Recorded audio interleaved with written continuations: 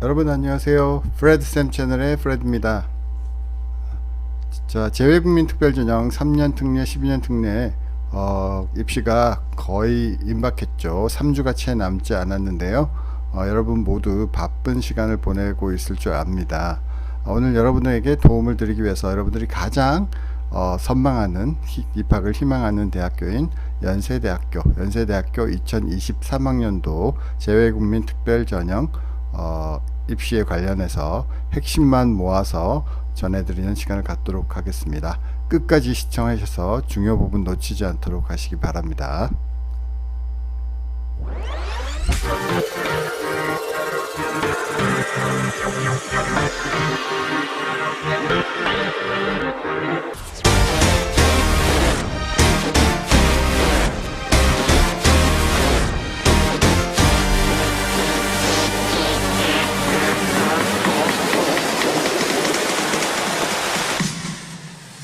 네, 프레드쌤 채널의 프레드입니다.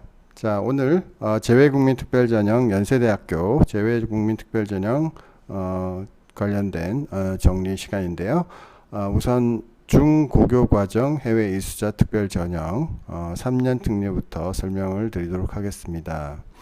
자, 일반적 수시 전형 우리 한국 입시는 9월 중순 9월 13일부터 진행되는데 우리 재외국민특별전형은 7월 4일부터 진행이 됩니다. 이거는 학교별로 크게 차이가 없이 거의 대부분 그렇고요. 마감 일정만 살짝 다를 수 있습니다. 학교마다. 그래서 연세대학 같은 경우는 7월 4일에 모집을 원서 접수를 시작해서 6일에 접수 마감을 하고 서류를 업로드 시키는 시간 그리고 자소서를 올리고 하는 시간은 하루가 더 주어져서 7월 7일에 모두 마무리가 됩니다. 그리고 면접 대상은 8월 19일에 발표가 되고 면접 그 후에 최종 결과 면접 업로드는 8월 24일에서 26일 사이에 업로드하면 되고, 자, 면접이 연세대학교 같은 경우에는 대면 면접이 아니라 동영상 업로드 면접입니다. 그리고 합격자 발표는 9월 2일에 진행이 됩니다. 여기서 한번 참조하셔야 될 부분은 9월 2일에 합격자가 발표가 난다는 의미는 9월 13일에 진행되는 수시 모집이 그러니까 이 재외국민 전형의 결과를 보고 수시 모집을 지원 가능하다라는 부분이 중요합니다. 그래서 여러분 중에 최상위권 학생들이나 상위권 학생들 여러분들은 우리 수시에 있는 저기 전공 중에서 연세대학교의 전공 중에서 3년 특례 재외국민 특별전형에 없는 전공들이 있습니다. 그런 전공 같은 경우에는 수시로 지원할 수밖에 없는데, 물론 성적대는 상당히 더 높을 것으로 예상됩니다만, 어쨌든 상위권 학생들 중에서 재외국민 전형과 수시 전형을 적절히 안배하시고 싶어하는 분들은 이렇게 하시면 됩니다. 그래서 최상위권 학생들은 연세대, 고려대 정도만 지원을 하겠다 하는 분들이 계신다면 연세대, 고려대를 재외국민 전형으로 한 개씩 넣고, 그리고 수시 전형에서 연세대 그리고 다른 학교들에 지원해 볼 수 있는 기회를 가질 수 있을 것 같습니다. 그래서 물론 3년 특례가 상당히 최근 들어서 그 전형 요건이, 자격 요건이 좀 까다로워지다 보니까 입학이 상당히 수월한 편입니다. 그 과거에 대비해서는요. 그래서 일단 그 일반 전공, 연세대의 언더우드를 제외한 일반 전공으로 가실 분들은 당연히, 그리고 다른 학교도 마찬가지입니다만은 당연히 3년 특례를 활용하는 게 좋습니다.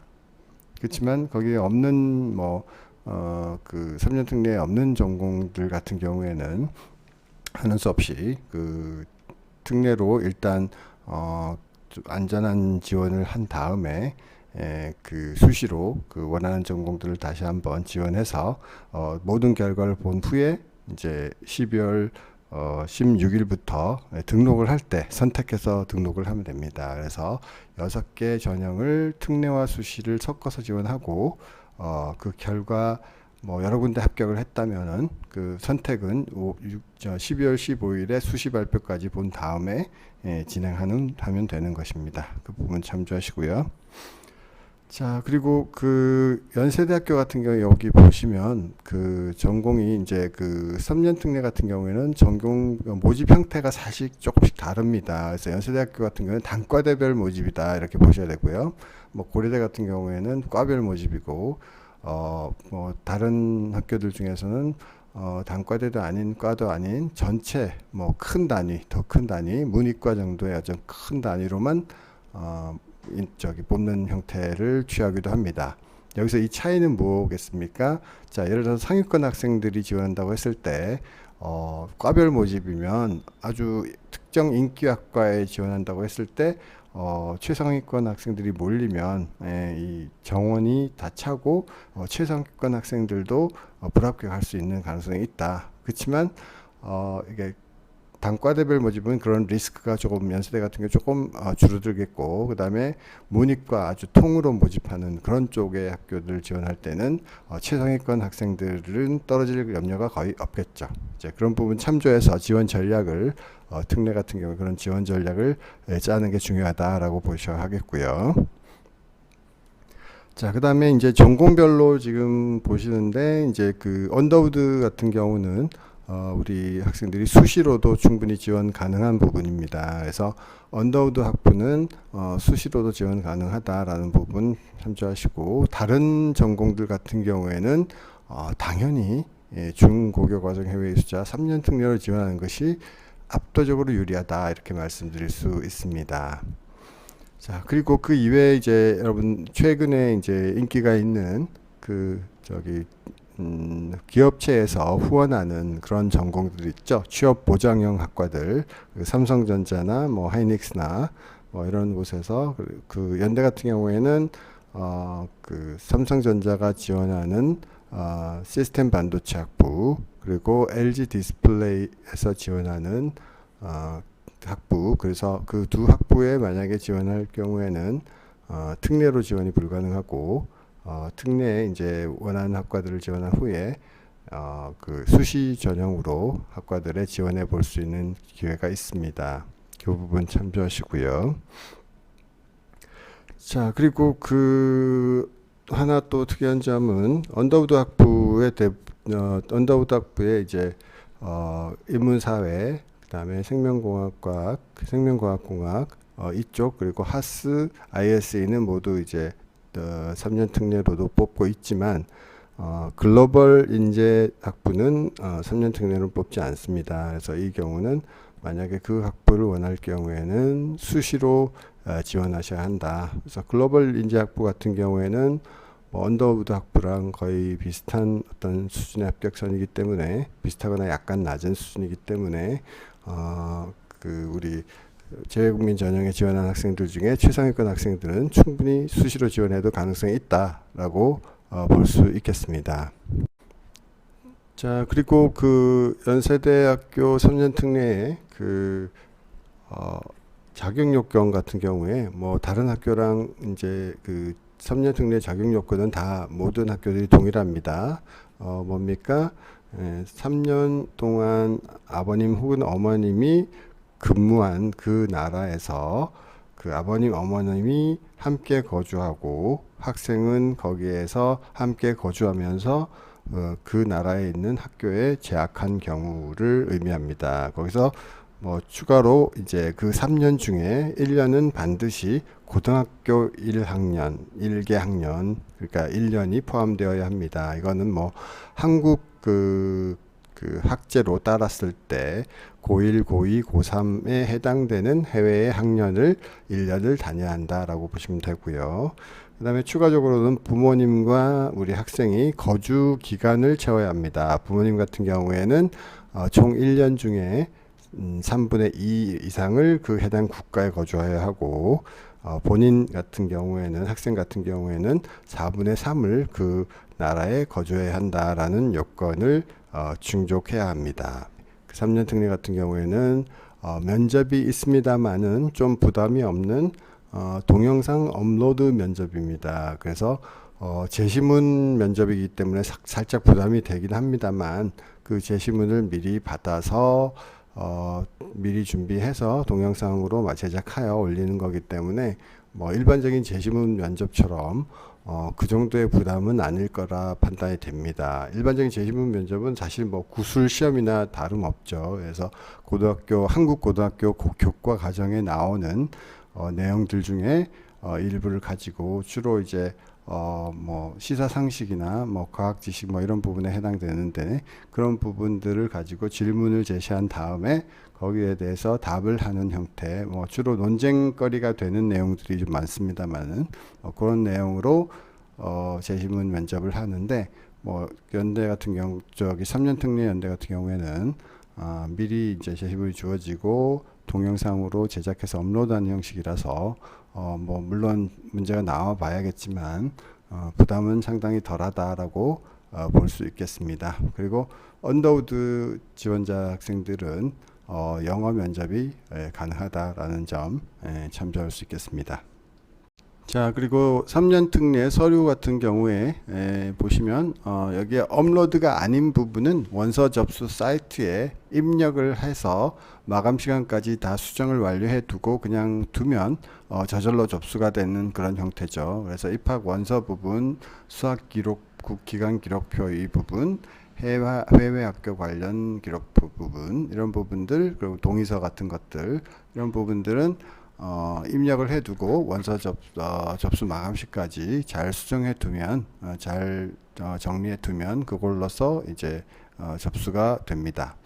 그리고 자소서 같은 경우에는 일단 언더우드 학부는 무조건 영어로 작성해야 되고, 다른 학부 같은 경우에는 영어 또는 한글로 작성할 수 있습니다. 다만 뭐 영어로 한다고 해서 뭐 특별히 가산점이 있는 것이 아니기 때문에 일반적으로 한글로 작성하는 것이 우리 입학사정관들이 조금 더 이해도가 높다는 가능성을 보기 때문에 훨씬 더 조금 유리할 것이다 라고 일반적으로 저희가 보고 있습니다.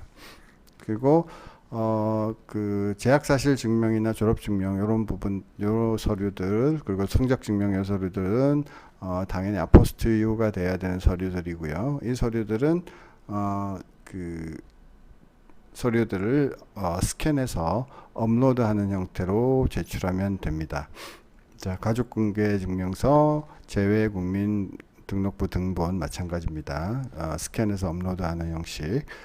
그리고 출입국에 관련 사실증명 부분도 서류를 우리 주민센터에서 발급받아서 업로드하면 되고요. 여권사본 마찬가지. 이제 동의서도 양식을 서명해서 스캔해서 업로드하면 되고요. 학사 일정표도 이제 해당 해외 학교에서 학사 일정표를 받아서 스캔해서 업로드하면 됩니다. 그리고 제일 중요한 부분이죠. 물론 선택 서류라고 여긴 되어 있지만 제일 중요한 서류인 활동 증빙 서류, 그리고 같은 경우에 표준화 성적이랑 그 다음에 어학연적 증빙 내용이랑 어학연적 서류랑 그 다음에 수상 기록, 동아리 활동, 봉사 활동 뭐 이런 내용들이죠. 이 내용들은 그 원서 접수 사이트에 기록표에 기록을 하고 거기 기록표에 이제 활동 내용까지 기록하는 부분이 있죠. 기록한 다음에 뭡니까? 그 서류들은 증빙 서류여서 스캔해서 업로드하면 됩니다. 물론 이 서류들은 나중에 원본을 학교에서 제출하도록 요구할 수 있기 때문에 원본을 잘 보관하셔야 합니다. 그리고 출신 고등학교 학교 스쿨 프로파일 이것도 작성해서 스캔해서 업로드하면 됩니다. 자, 그리고 12년 특례 관련해서 말씀드리도록 할게요. 자, 12년 특례 같은 경우에는 일정은 아까 처음에 말씀드린 3년 특례하고 일정은 동일합니다. 그대로 동일하고요.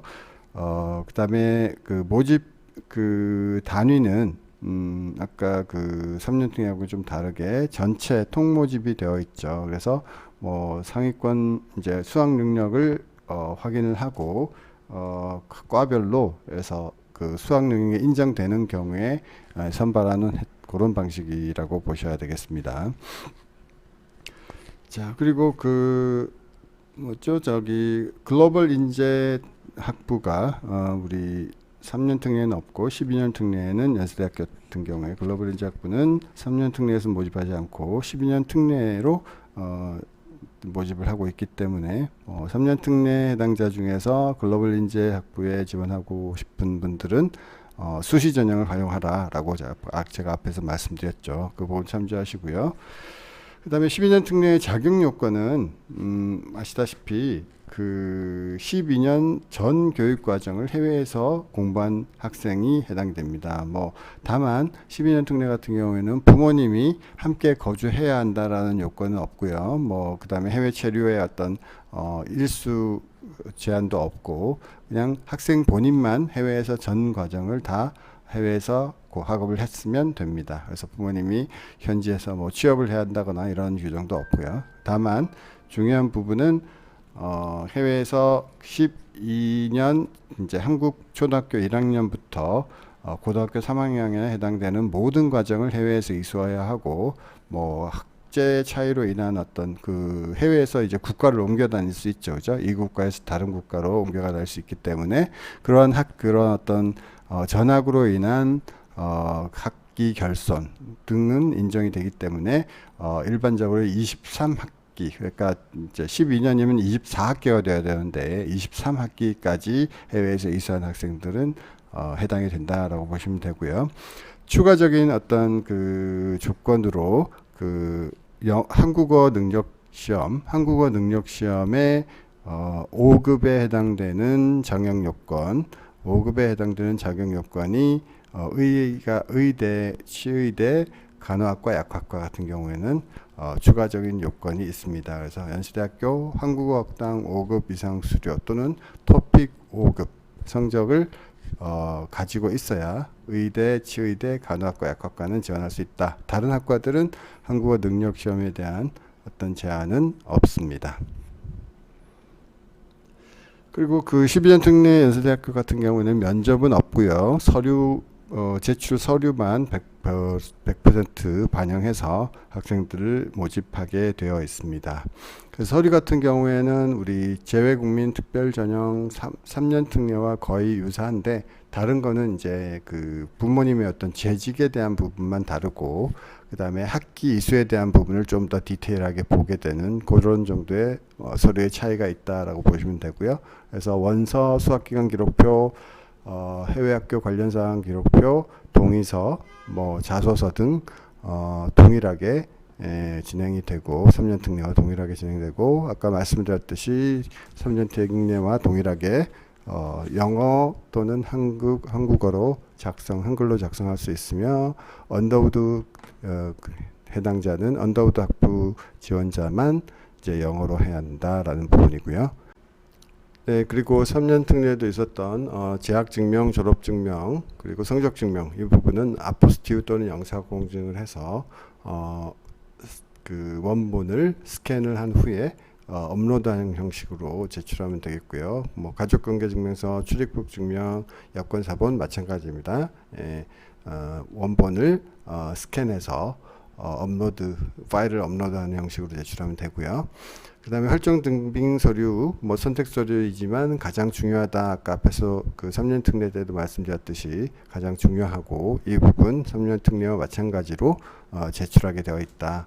어떻게 보면 제가 그동안 말씀드렸던 수시 모집이랑 뭐 큰 차이는 없지만 뭐 내용은 재학기간 진로와 관련된 노력 그리고 그에 대해서 학습 경험과 교내 활동 중심으로 기술 뭐 이 부분 앞에 제가 다른 영상으로 많이 설명드렸기 때문에 생략하기로 하고요. 그 다음에 공동체 부분, 인성 부분 2번에 해당되는 거 그리고 이제 3번이 이제 그 다른 수시에 제가 설명드렸던 자소서와 조금 다른데 3번에 들어가는 내용은 우리 학생들이 해외에서 이제 공부를 했던 학생들을 이제 하는 전형이기 때문에 해외에서의 그 체류 또는 공부했던 경험이 연세대학교에 입학해서 어떤 긍정적 영향이겠죠. 아무래도 긍정적 영향을 미칠 수 있을지에 대한 부분을 기술을 하는 부분이 있습니다. 뭐 이 부분은 전공에 대한 부분, 한국 생활에 대한 적응 부분, 그런 부분에 있어서 해외에서 우리 학생들이 경험했던 공부에 대한 부분, 생활에 대한 부분, 문화적 어떤 적응력에 대한 부분, 뭐 이런 부분을 필두로 해서 본인의 장점, 어필할 수 있는 부분을 잘 조합해서 써내려가면 될 것입니다. 앞에서 말씀드렸듯이 언더우드만 영문으로 제출하고 언더우드 학부 지원자들만 영문으로 제출하고 나머지 학부 학생들은 국제대학 언더우드 하스 ISE 국제대학 부분만 지원하는 분들만 영어로 작성하고 나머지 학생들은 한글 또는 영어 선택해서 작성할 수 있다. 이제 그 부분 참조하시면 되겠고요. 그 다음에 제일 중요한 비교과 활동 기록표 이 부분은 사실은 좀 그 수시 모집의 비교과 활동 기록표 그 다음에 활동 증빙 서류 기록표 이런 거와 조금 다르긴 하지만 전체적으로는 같은 맥락이다라고 보시면 됩니다. 그래서 우선 표준화 학력 자료하고 어학력 능력 증빙 서류를 낼 수 있게 되어 있고요. 그 다음에 수상 내역 그리고 동아리 활동 봉사 합쳐서 18건을 낼 수 있고 서류는 20장을 낼 수 있다라고 되어 있죠. 그래서 이렇게 연세대학교 같은 경우에 특이하게 학년별로 이렇게 안배를 해서 낸다. 10, 11, 12학년 우리나라에 해당하면 고1, 고2, 고3 내용들을 적절히 이렇게 그 항목당 숫자로 이렇게 구분해서 낼 수 있게 이렇게 되어 있습니다. 그래서 물론 봉사활동은 상관없이 낼 수 있죠. 그래서 여기에 관련된 그러니까 2번 여기 나와 있는 2번, 3번, 4번에 낼 수 있는 서류들이 총 18항목인데 그 서류로는 20장을 낼 수 있다. 20페이지를 낼 수 있다라는 부분 참조하시면 되겠습니다. 자, 오늘 연세대학교 3년 특례, 12년 특례 재외국민 특별전형 2023학년도 3월 입학 전형에 대해서 핵심 부분만 제가 뽑아서 설명드린 바 있습니다. 추가적인 질문이나 궁금한 부분들은 댓글이나 그 이메일 또는 저희 그 카톡으로 연락 주시면 제가 성실히 답변해 드리도록 하겠습니다. 자, 지금까지 프레드쌤 채널의 프레드였습니다. 감사합니다.